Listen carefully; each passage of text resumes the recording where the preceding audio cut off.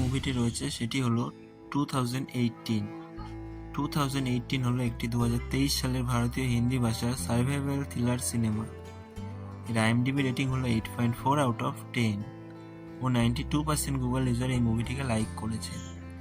2018 সালে আরফিকুল্লাহ নামক একটি গ্রামে এই সিনেমাটি শুরু হয়, যেখানে অনুপ, যিনি একটি জাল মেডিকেল সার্টিফিকেট দেখিয়ে সেনাবাহিনী ছেড়েছিলেন যাতে তিনি দুবাই যেতে পারেন, কিন্তু অনুপ একটি মেয়েকে ভালোবাসত।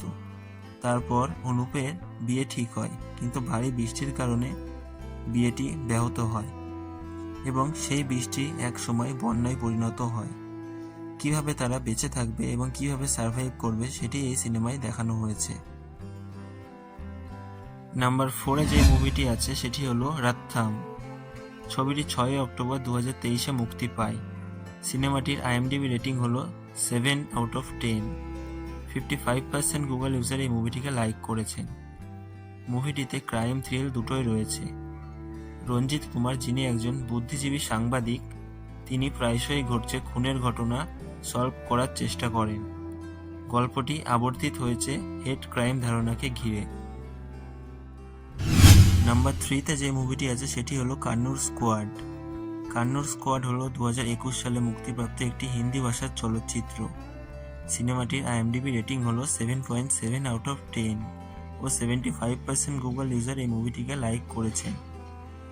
মুভিটি একটি ক্রাইম থ্রিলার ও সাসপেন্স সিনেমা। ভারতের কেরালা রাজ্যের একটি জেলা কান্নুরে অবস্থিত একটি পুলিশ স্কোয়াডকে কেন্দ্র করে এই সিনেমাটি আবর্তিত হয়েছে।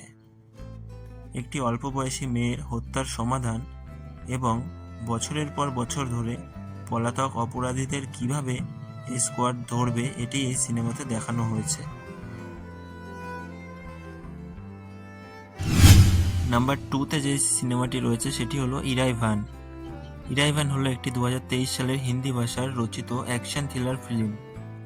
সিনেমাটির IMDb রেটিং হলো 9 আউট অফ 10 ও 62% গুগল ইউজার এই সিনেমাটিকে লাইক করেছেন।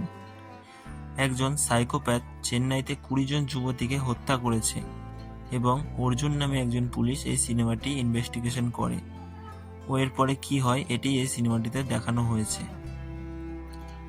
নাম্বার 1-এ যে মুভিটি আছে সেটি হলো পোর্থোজিল।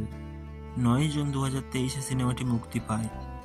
সিনেমাটির IMDb রেটিং হলো 8 আউট অফ 10 ও 88% গুগল ইউজার এই সিনেমাটি লাইক করেছে।